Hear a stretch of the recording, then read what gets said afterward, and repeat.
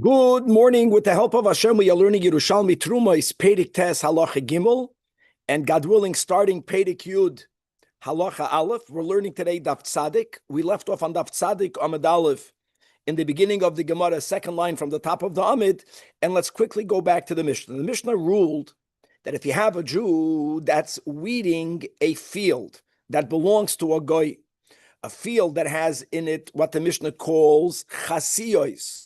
As we mentioned, this is a generic name for many products that share the commonality she'ein zaroi kola, like onions, like loof, like garlic, etc. And being that a goy is not obligated to tithe, so the presumption is that whatever the goy is planting are items, are grains, are seeds that already reached the phase of Gemar Melacha, and we learned in the previous Mishnah that even though Gedulei Tevel is not Tevel, that's only Bedavar Sheyes Zarei Kola.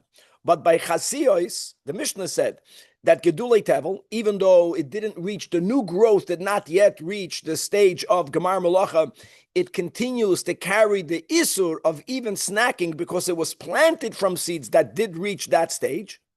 Nevertheless, the Mishnah says that if the field belongs to a goy, then a Jew is allowed to snack. And the question the Gemara is really going to have is, why would we say that? Now, as we mentioned when we learned the Mishnah, really there's a machlekes Tanoim, and there are many Tanoim on each side. I'm just going to be quoting one of the many, mitzad zeh u'mitzad acher, that you have Rab Shimon. The Tana Rab Shimon says, yesh kinyan la'akum lafkiya miyad meiser, which means that according to Rab Shimon, the very fact that the field belongs to the goy, at least biblically, you b'chlal not chayiv to tithe. Rabbi Meir holds ein kinyan la'akum lahavkiya. And when we learned the Mishnah yesterday, we said as a given that our Mishnah follows Rabbi Meir because if the Mishnah would be going according to Rab Shimon, tevel man dechar shemei, you don't have to tithe it at all. We're going to begin today's daf by actually saying the opposite. The Gemara is going to tell us, right, B'Shem Rabbi Yechanan, that our Mishnah follows Rab Shimon. Now, whether it's only Rab Shimon, whether it's also Rab Shimon, that's something that we will clarify. That's number one. Number two, we also learned in the Mishnah yesterday that if you have shiselei truma, so we spoke about small plants that were harvested and they were already edible. And at the time that they were harvested, the owner planned to eat them. So he tithed them. Some of them were designated as truma. Then the owner changed the mind and he says, no, let's replant it. No, it was just giving a scenario where you can plant truma. And the Mishnah says that if that truma became tamei prior to replanting it, you might have thought that the act of planting it, when this will be reconnected to the ground, it will somehow lose its tumah. So the Mishnah says, no. Something happens. It's partially effective. It no longer could transmit or convey tumah, but it doesn't lose its status of tumah, and therefore the Mishnah says you are not allowed to consume it. As the rule is, you're never allowed to consume truma that is tamei. Now we're going to have a gevaldika application of the rule kivan shenitcha nitcha, not only explaining our Mishnah but explaining many other dinim as well. We're going to have also on the side a very interesting question regarding how are we to view the juices that are in the grape or are in the olive. Are they mivla bala or mivla belia? Are they considered absorbed? Absorbed means that they are part of, or do we consider them mifkat pkide? They are only contained in, they are not viewed to be part of the grape, as an example. They are only contained in the grape, which would mean that even if the grape becomes tamei, the juice does not by default become tamei as well, as we will see. There are two tzedadim. But coming back to our Mishnah, Rabbi Yechanan has a very big chiddush. Rabbi Yechanan holds that when the Mishnah says that when you plant truma tameya, even though it no longer could convey, but it retains its tumah, that's only when they were truma that were tamei. But if you did not designate them to be truma, stam it became tamei. Then we will say that when you plant an item that's tamei, by the very fact that it connected itself now to the ground, it will lose its tumah. Oh, that's a very big. So why is truma different? Kivan shenitcha nitcha, as we'll see when we speak out. And Reish Lakish argues with Rabbi Yechanan. That will be the daf until the end of the 9th chapter. And the beginning of the 10th chapter is a din that we just learned on daf Pei Zayin. We just learned a few days ago. That's about the onion that was put into a boiling pot of lentils. And as we already learned in the Marafulda, that our sugya, daf Perek Yud, does not learn the Mishnah the way it was learned on Daf Pei Zayin. It learns that the Mishnah is speaking about an onion of chulin that was put into lentils of truma, and the issue might have been that the tam of the lentils goes into the onion, and we say tam ke'ikert, and if that would be the case, then a non-kohen would not be allowed to eat the onion. Nevertheless, the Mishnah says you could eat the onion. That will have to be explained. That will be the opening of the Mishnah. And without any further ado, Chevra, Daf Tzadik, Amud Aleph, again, second line from the top, the end of the line by the Gemara. So a Jew who is working in a field of a non-Jew, and the example is he was hired to weed in this field of chasiyos, which are items she'enoi zaroi kala, even though what was planted was tevel, and even though the Mishnah said that b'davar she'ein zaroi kala, that gedulei tevel, we don't say so, because the field belongs to a non-Jew. So says the Gemara, Rabbi Barashi b'shem Rabbo, b'shem Rabbi Yechanan, our Mishnah has to be Rab Shimon. Which means, if you were to learn like Rav Meir, that what? That ein kinyan la'akum lafkiya, which would mean that the product is bona fide tevel, then why would we differentiate between a Jewish owner or a non-Jewish owner? The item is tevel. Davar she'ein zarei kala. You should not be allowed to snack from it. Must be that our Mishnah follows Rab Shimon. Rab Shimon holds that biblically, yesh kinyan la'akum la'hafkiya, which means that be'emes, what grows is b'chlal not tevel. Eloma, there is a rabbinic obligation to tithe. That's a whole different thing. So since it's only at the Rabbanan, that's why we can be lenient. Even though it's b'davar she'ein zarei kala, we won't say gedulei tevel. Now we got a problem. The problem is, Rab Shimon, Lama li arai. Let's go further. Who told you about this Derabana? If we're going to follow Rab Shimon, that yesh kinyan la'akum eretz Yisrael la'afkiyam, which means the item is b'chlal not tevel. The whole topic becomes mute. The whole topic of tevel was: can you snack? Can you not snack? What are you talking about? If it's a product of a goy, yesh kinyan la'akum la'afkiyam miyad meiser, that means there's no obligation to tithe it. It's like the product you buy here in LA. There's no. You can eat it. Afilu keva. Oh. Ella, begin the Amar Rabbi Yirmiyah in the name of Rabbi Chia b'shem Rabbi Yechanan.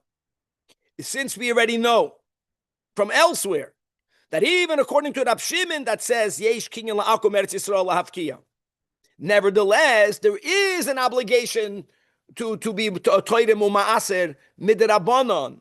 The word halacha here means rabbinically, like we just said. So that's a whole different Mishnah. So now we know that even according to Rab Shimon, you are chayiv to be toidem u'ma'aser.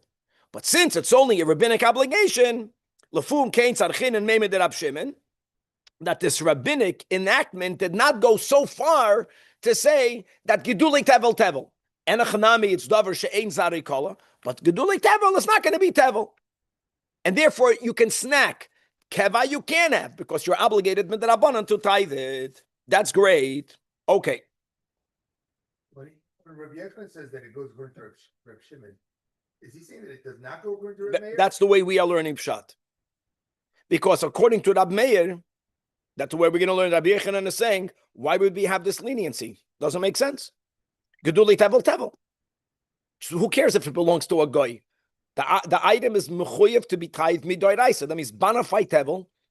The presumption is that what you planned already reached the gemar melacha, and that's a good presumption. Why would you think otherwise? Okay, now let's apply this to the case of a kuti. Our Gemara follows those who hold, number one, that their conversion was a proper conversion, even though it was done under coercion. Right, Gede Aroyas. And number two, we did not yet reach the phase where we already consider them to be goyim, which is something that for sure happened at some time, a little bit after the era of when they put together the Yerushalmi, because they were Oived Avodah Zarah, we're going back to the times that they are Yidden, but since, as an example, they did not accept the pshat of lifnei ivel osit and mirshal, right? We learned this at the beginning of Chulin. So they kept kosher, but they had no problem selling non-kosher meat to a Jew and saying that it's kosher. In other words, when something that you buy from the kuti, something that you receive from the kuti, you cannot trust them to know whether it was tithed or not. So Tani, we learned in a brayse, hamenakesh imakuti, if you are weeding the same thing, but not the owner is a guy, the owner is a kuti. Then what is the issue? Maybe he planted tevel. So here we say that muter bidmai. So first of all, look inside the Pnei Moshe. One line under the Gemara, 2 lines under the Gemara. Like we just mentioned, because if they are like nachrim, we already learned it in the Mishnah. Now we say muter lechoil mehem arai im hoyu mi peiros demai, which means habe peiros vadai, then she'ena mu'user, then you're not allowed to eat. Why are you not allowed to eat? Because it's not even according to Rab Shimon, because they are Yidden, and therefore their ownership does not exempt any obligation to tithe, and therefore geduli tevel dani will be tevel. B'davar she'ein zarikala.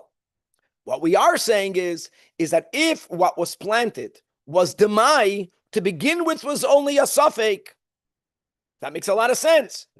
So it's only a rabbinic issue. That's something that a Jew is allowed to eat, is allowed to snack from. Again, mutter to snack from it, because maybe what they planted was take mu'usir. You don't know vadai that it was tevel. In other words, vadai loy lomam. Now says the Gemara, why are we so leaning in by the case of the mai? Shademai batel b'mechuber lekarka. Here we go. When an onion is replanted, guys, remember this, or any of these items, even b'davar she'ein zarikala, once it takes root, there is a tzad to say it loses its previous status. Sapshat tevel regrew, even though b'davar she'ein zarikala.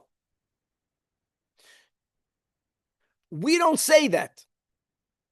But we only don't say that when it was vadai tevel.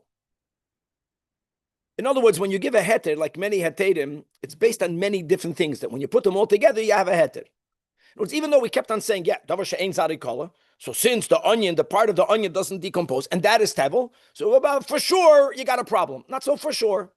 Because even b'davar she'ein zarikala, the act of replanting should and does, to a certain degree, remove its original status, because now it's mechuber lekarka. You can't even call it tevel. It's connected to the ground. I get it. We learned that we don't say that. But when you add to it the component that it's demai, which to begin with is only a rabbinic problem, when you put these two things together, you can be lenient. Shademai batel b'mechuber lekarka. And now we say regarding the aim gedule isur malinoisoi, another detail, that the new plants, whatever comes more from the onion, is for sure brand new.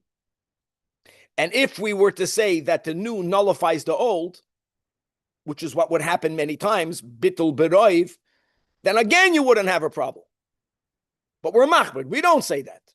We don't say that the new nullifies the old. So the old remains a problem. But the old only remains a problem when the old was vaday a problem. The moment the old itself was only a suffix, even though rabbinically it's asad, and we learned Masechtas Tamayim many times, that it's an unusual gezeda, because in most of the Rabbanans, we don't view it as a suffix. Once Chazal said you can't have it, you can't have it. By Tamay, even after the gezeda the Rabbanan, we view it as something that's suffix problematic. So when you put all these snifim together, you got yourself a heter. Beautiful. The heter is that you can snack on it. The heter is that you can snack on it. Yeah. Okay. Now, let's go to the second case in the Mishnah. However you pronounce it. Shislei or Shisile Truma Shenitmu. So the Mishnah has like in between. Again, these in betweens are the hardest to understand. What did I mean by the in between? Then when you have a plant that's truma temeya, and you replant it, we just said about the concept of batal b'mechuber lekarka. There's a logic to say that when you put something in the ground, especially when it takes root, it's not a plant anymore. Its original being is finished. It's a new being. It's connected to the ground. That's one thing. And Anachanami, the Mishnah says, the moment you put it in the ground, it no longer could convey tumah. So you see that its connection to the ground somehow took the edges of the tumah, but it doesn't completely nullify the tumah. That was the bottom line. It remains tamei, meaning the Mishnah says you may not eat it. It can convey, but you may not eat it. Now we're going to have a big chiddush. All of that is because when you planted it, you already designated it to be truma, and it became tamei. Rabbi gave an example. You had a cabbage. You decided to harvest the cabbage. You're hungry. And then since you did it for eating, you were tleidim u'ma'aser. Some of it became truma. Then you said, you know what? Forget about that. They're very little. I'm going to put them in the ground. They're going to grow a lot bigger. Problem is that before you put them in the ground, the truma became tamei, and you planted the truma tameya. And as we said, so Rabbi b'shem Rabbi Yechanan. Now you have to understand how important these different girsois are. See, if you would have the girsa shislei truma shenitma, the whole Gemara would be minakotza lakotza different. But we're going to go with the brackets. That b'shem Rabbi Yechanan, we're saying that our whole Mishnah that does not allow an item planted to lose its truma, it's only because it was truma already. But if you have normal shasilim, forget about the truma. No truma. You harvested little cabbages, and before you ate it, you decided, you know what? I'm replanting it. In the interim, it became tamei. I'm mentioning that because when something is mechuber lekarka, it's never going to become tamei. But you harvested it, it became mukshed, it became tamei, and then you decided to replant it. So Rabbi b'shem Rabbi Yechanan, even though it became tamei, if you replanted it, the act of replanting it makes it lose its tumah. And therefore, when you harvest it again, you can designate it as truma. You would not be allowed to do that if that would be tamei. Shoislan, plant them, and that act will nullify the truma. And now that you harvest it, at some point later, v'oisa oisam truma. One second, our Mishnah said befedish that it does not lose its truma. You can't eat it. Yeah. Because that's what Rabbi Yechanan is acknowledging. That the im hoya trum may karan. Why is our Mishnah different? I'll tell you why.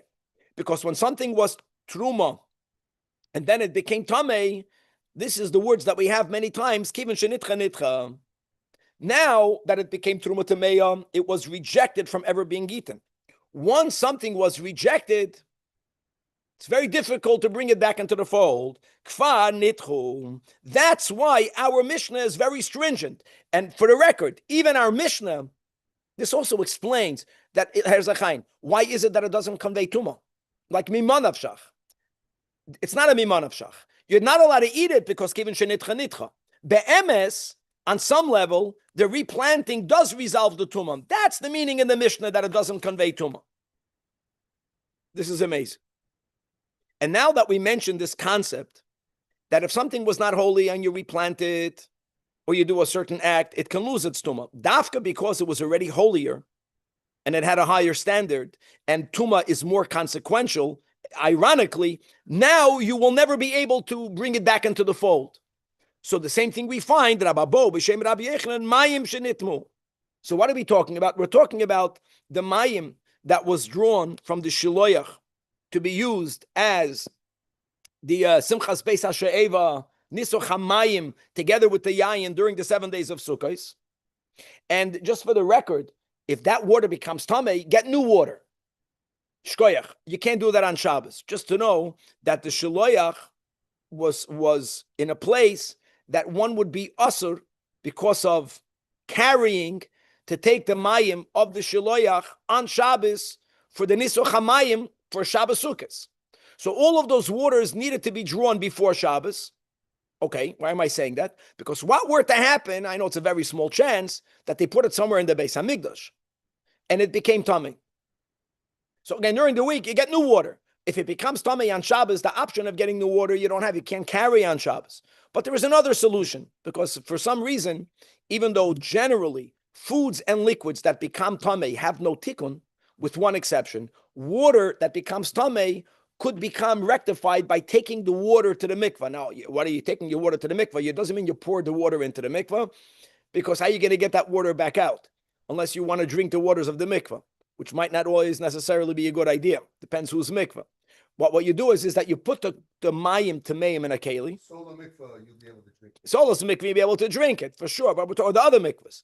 So let's say and there's all these details. Put it in a keli that's not mekabel tuma. So there's no keli issue. Put it in a stone keli. And the water is going to go all the way to the top, And you put the cup down the mikvah. And the moment the waters of the mikvah, this is called hashaka. Literally, it means kissing. Hashaka means is that if the waters of the mikvah just touch the periphery of the waters that are tamei, that is mitayer the waters. This is a rule in Bechlal, that mayim is able to be brought from a state of tuma to tara through hashaka in a mikvah. Right, Yerushalmi is a closed city. You cannot carry Yerushalmi even though it's a completely closed city back then. Yerushalayim was outside the walls of Yerushalayim. Oh, got before it. the modern era of Yerushalayim. Now, mayim shenitma'u. So like this, if the waters were not yet consecrated, same concept. If it was never already fit to be poured on the altar, so it's not mayim.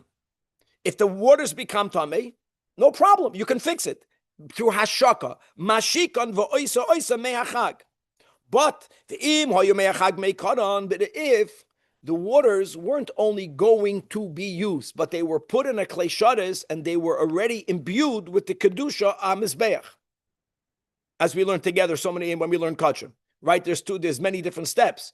But once the waters themselves become consecrated, and now they became tamei, ironically, you can't do ashaka. Very much like our Mishnah.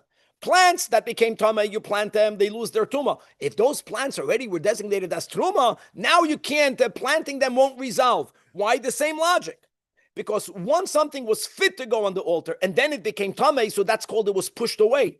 Once something is pushed away, kfar nitchu, kivin shenitcha nitcha. And the third, again, all of these three is Rabbi b'shem Rabbi Yechanan. This is fascinating. So koydem kol, this is a topic that we have many places, including Bavli Psachim Daf Lamed Gimel Lamed Beis. And the question is, how do we view fruit juices? Now we're speaking about anavim, and even though the Gemara over here says te'enim, there's a big debate whether the word te'enim is the right girsa. Many actually have a girsa tusim, which is mulberries. But be that as it may, let's speak about grapes. There are two ways of looking at the juices that are in the grape before you squeeze them into wine. The words are, one is that we view them as mivla b'liyeh. Mivla b'liyeh means that they are absorbed. Absorbed means that they are part of the fruit. Part of the fruit would mean that if the fruit is tamei, they're tamei. And when you squeeze them out, you got tamei juices. But generally, we don't view it that way. We don't view these juices to be absorbed, part of absorbed. No, we view the juices to be already a separate entity from the fruit, from the outset. It's like orange juice in a container. We view the klipa only as a container. It's called mifkat pkidei. It's contained in it, but it's a separate item. Now you can ask a question, hold on, who cares if it's a separate item? Then they're touching one the other. That's not a problem. Why is it not a problem? Because in order for something tamei to convey tuma, it has to have the size of a kibetza. And a grape, not the grapes from the meraglim, a normal grape does not have a size of a kibetza. However much machmer you want to have, however much crazy you want to be, you're not going to squeeze it that way. So therefore, according to that opinion, let's go to Einim. If it's figs, then so be it. Or it's tusim. Actually, some have a girsa zaysim. That will be the easiest to understand. Zaysim ba'anavim. But be that as it may. That if they became tamei, again, before they're designated as truma, since, as we mentioned, we paskin that the juices are mifkat pkidei, and therefore the juices are not tamei. Now, when you squeeze them out, then you got a problem. Why do you have a problem? We're going to speak about it on Amid Beis, because when you squeeze them out the normal way, you have a large mass of grapes, and there you will have the shell, the klipa, in the size of a kibetza or more. But if you know how to squeeze them in a way where the juices never were in touch with the kabetza of the tuma. So when you squeeze the juices are not going to be tamei, to the point that you can then designate that to be truma wine, soichaton v'oisa oisan truma, because they never became tamei. Daf tzadik amid base. Now we're going to have the same concept of nitcha. But the im haya truma meikaron. But if the grapes, the fruits, were designated as truma, and then they became tamei, it's amazing. Now we're going to be machmer. Now we're going to say, you know what? We're going to view the juices as mivla b'liyeh, because since the grapes were rejected from becoming truma, we don't even want the juices to be designated as truma. This is the third example of kivin shenitcha nitcha. The exception is the Jew, that the Jew is a taka holy, but a Jew can always come back. Bal yidach mimenu nidach. Now you understand why the pasuk reads the word nidach twice. Kivin shenitcha nitcha, bal yidach mimenu nidach. But we're the exception, and that's the rule, what we're learning right now. Now, fragt die Gemara, Rab Ze'era, in the name of Rabbi Yasa, in the name of Rab Lazar, actually, he's explaining. Soichaton at pachois mikizeisim v'yene kosher afil l'nesachim. He's addressing the problem that I know that tuma is only conveyed when the oichel has the size of a kibetza. But so what? This is the way you press grapes. You put them in a grape press, and you gather over there many grapes together. They will have the size of a kibetza. So for that he answers, and the chanami. The only way you are allowed to later use it, and not only for truma, even if you want to, even kedushas mizbeach, is if you squeeze the grapes, you make sure they never hit the size of a kibetza. Now, normally, Yakir, what would he have said? He should have said, at pachos mikabetza. That's what he should have said. But he's machmer. He's machmer. He says you have to use another shear, a much smaller shear. At pachos mikazeisim, and the Mara Fulda and the Tzadik Amud Aleph, in middle, 7 lines before the bottom, it speaks that out, that it's a chumr this. Ubishah zeh, that means in the Yerushalmi, Masik Rababo, the ein sechten pachos mikazeisim, bepam echad. And why is that? Because since the efshel etzamtzem, v'chayshinan sheikach kebetza babasa achas. In other words, if we would allow the person to squeeze the grapes up until less than a kebetza, and then use it for nesachim or for truma, Chazal were afraid that you will maybe have the amount of a kebetza, and you think you had less. So therefore, they used another shear, which is taka not a shear of truma. Kezayis has nothing to do with truma, but it's much less than a kebetza. There's a machlekes in Poiskim, whether it's a third of a kibetza or whether it's a half of a kibetza, but much less, third or a half. So when they were confident that if they're going to say, oh, you can't even get a kizayis of grapes together or of the other fruits, then vada, you're never going to reach the kibetza. And then you can use the wine, not only for truma, but you can even put it yayin, kosher fidul l'nesach. Yeah, it said before, and you're doing this shtick with the grape. There's no shtick. The juice. Yeah. And designate that as truma without the outer. Yeah. Right? Yeah. How does that work? Is it juice for juice? Like, are you separating? We had that in the Masechta, then you forgot. You forgot. Actually, we have to separate juice for juice. We cannot separate not the wine for the grapes, nor the grapes for the wine. Yes, juice for juice. So the grape skins itself is something that I have to give truma? No, the grape skins itself, I think was not oichel. If I get a gallon of grape juice from these grapes, I move on. But I say that gallon, I use that as truma for a pile of grapes. Did we learn that before? So we had a question. If you separate the Mishnah, there was a machlekes whether it's effective, whether there's still going to be gezel hashevet. The grapes for wine, vada gezel hashevet, or tircha, one of the two. But this for that, the reason why you can't do it is because you're not going to get the right proportion. We had this in the Gemara in the beginning of this Masechta we learned about. Okay, so At Khan, coming back to Rabbi Yochanan, had a big kula. Rabbi Yochanan says, even though the Mishnah says that if you have shisile or shisile truma temeya and you plant it, it retains its truma. It doesn't convey, but it retains. That's because it was already truma before you replanted it. Truma. If it wasn't truma, it became tamei. It loses its truma. Aminin, and you know what they said? They reminded everyone. Zolstovisin. that Rab Shimon ben Lakish, that Reish Lakish argues. And that's all they said. Now, he argues on what part of Rabbi Yechanan? Rabbi Yechanan is really saying two things. I mean, Rabbi Yechanan cannot argue with the Mishnah. Rabbi Yechanan is saying that if you have Shisele, Truma, that's planted, it remains Tameh. But if it only had Truma, but it wasn't yet designated as Truma, then it does lose its Truma when you replant it. So the Gemara is asking, Ma, is it Lakula?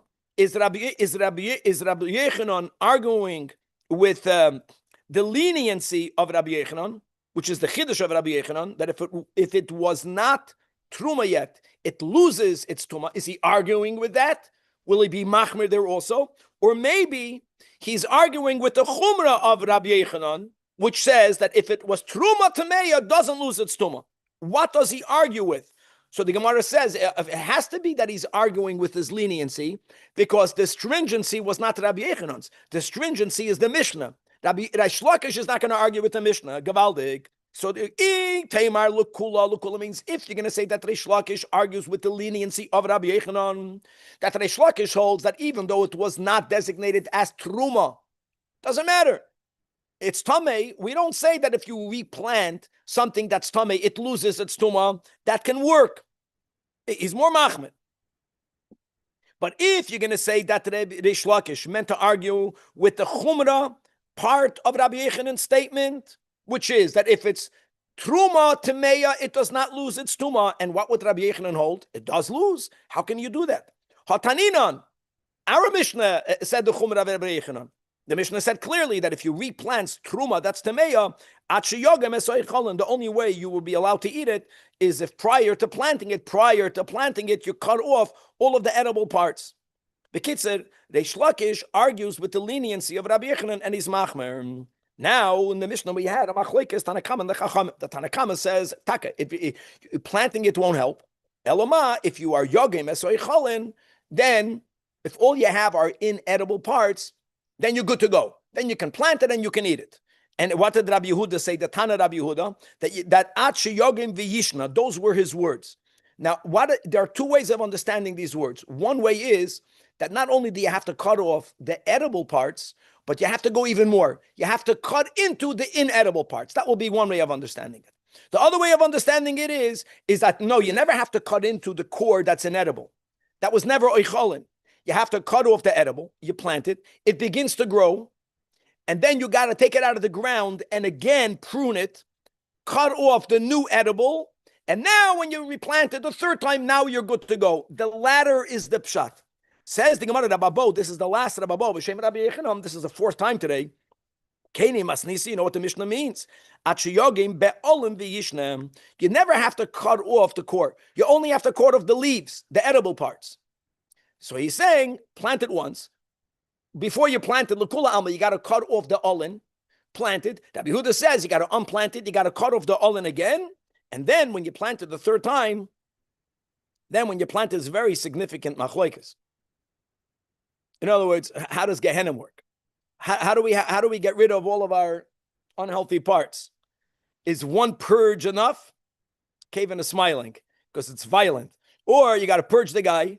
And finally, they're good to go. You plant them. No, take them out again. Nachamol. That's the first churban, the second churban. Whatever, we were yoytze l'kula alma. And on that we say, Hadran Allah chazarei atruma.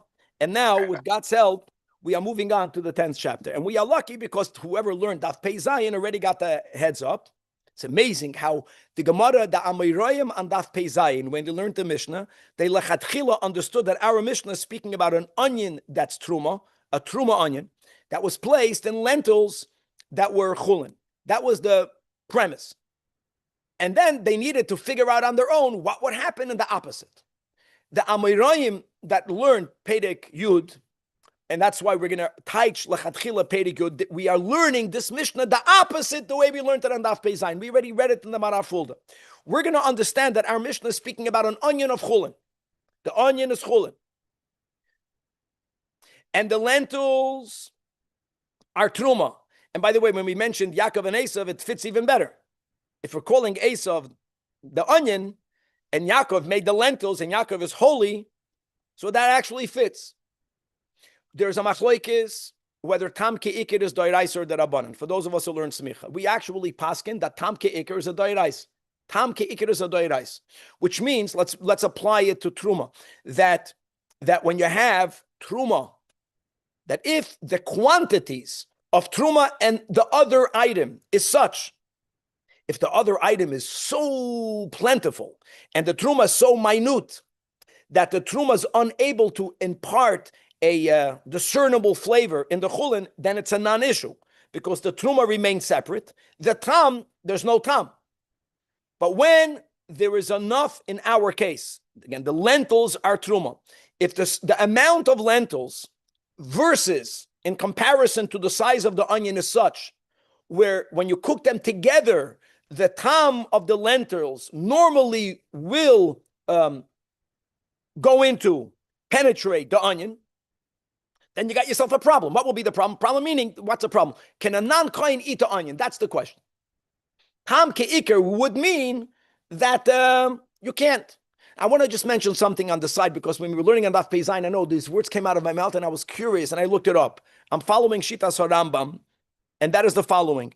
Don't confuse everything that we learned until now, that when it comes to the bittul of Truma and Chulin, you have to have the ratio of 100 to 1. Don't confuse it with what we are learning in our Mishnah. It's different shiurim, and I'll tell you why. Because everything we have been learning until now was about min b'minoi. This is so important. By min b'minoi, bidoy raisa, batal b'roiv. Midrabanan, by Truma, you need to have a bittul by 100. There is no, the way I'm going to word it, there is no issue of tam when it comes to min b'minoi. It already has that tam. There's no new flavor imparted. Our Mishnah is speaking about min b'she'enoi minoi, the onion and the lentils, in whichever direction you're going. Just for the record, first of all, the ikir itself doesn't have to be nullified, will never be nullified because it's discernible. The way we're learning our Mishnah. The onion is chulin, and the way we're learning. What do you mean 101, 201? Take out the onion. You know that the onion is not truma. You know that everything else is truma. Separate them. The issue is did it impart flavor? Imparting flavor, we go, it's 1 in 60, just for the record. But it's not so simple because here we have something that's sharp. There's another layer over here. And by sharp items, I know that normally it's in the other direction. That normally it's not about 60 to 1. That's why I'm not going to mention 60 to 1. I'm just going to use the word of nois and tam. Was it nois and tam? Was it not nois and tam? I want to add one more layer to this Mishnah that according to many, when it comes to a sharp item, you don't even need to have heat for there to be a imparting of flavor. Bechlal, generally, it's a good beginning when people learn these dinim in Yeridea, that there are 3 ways that one food item will impart or absorb flavor. 3 ways. Number 1 is through heat. Number 2 is through soaking. Kavush kimevushel. I know it means normally 24 hours. And the other is a davar charif. And according to many, I'm going in halacha right now. When it comes to something sharp, you don't have to have heat and you don't have to have 24 hours. That's why all of the shilos that we have now in the kitchens with the onion, things are a bit more complicated. Having said that, when the Rambam quotes this Mishnah, even though in our girsa you don't have the word cooking, the Rambam adds the word cooking. In other words, according to the Rambam, if not for the heat, just the sharp of the onion is in itself not going to be consequential. Now, we already know that our Mishnah is speaking about an onion that was not cut. It's a whole onion. We already learned on Daf Pei Zayin, not even the pitoim was cut. It's mamish, a whole onion. Maybe that's why. But bottom line is, forget about the ratio of 100 to 1. I don't know if 60 to 1 is needed. It's just use the words nois and tam. Tam ke'ikr. We are learning that we're cooking. So there is an imparting of flavor because of the heat. Yakir is very unhappy, but we'll get there in a moment. And the onion is chulin. Okay, now go ahead. Zog. Nothing much. I just don't understand what's shaykh the shiur. If it's tam, it's either gives or does not give tam. The answer is like this. The answer is like this. When it comes to, that's why the Shulchan Aruch says, when it comes to treif, right? We don't have truma here, we're Miami and LA. How would I know if it was nice and tam or not? So you would say, have a goy eat it. Not every goy will have nemanos, halachically. A chef who has a reputation will have nemanos. What happens if you don't have such a chef? That's where we use normally the 60 to 1. You're right. You're very good. if you put garlic in something, in a big thing, right, and flavor it. That's what I'm. 60 to 1, but you'll have a flavor. That's exactly, Danny. That is what you're saying. I'm saying very good. I said the same thing. That when it comes to a davar charif, we don't use 60 to 1. Garlic in parts, including onions and garlics. I know that. I'm just making it clear. I just said it's not about 100 to 1. There's no. It's this business.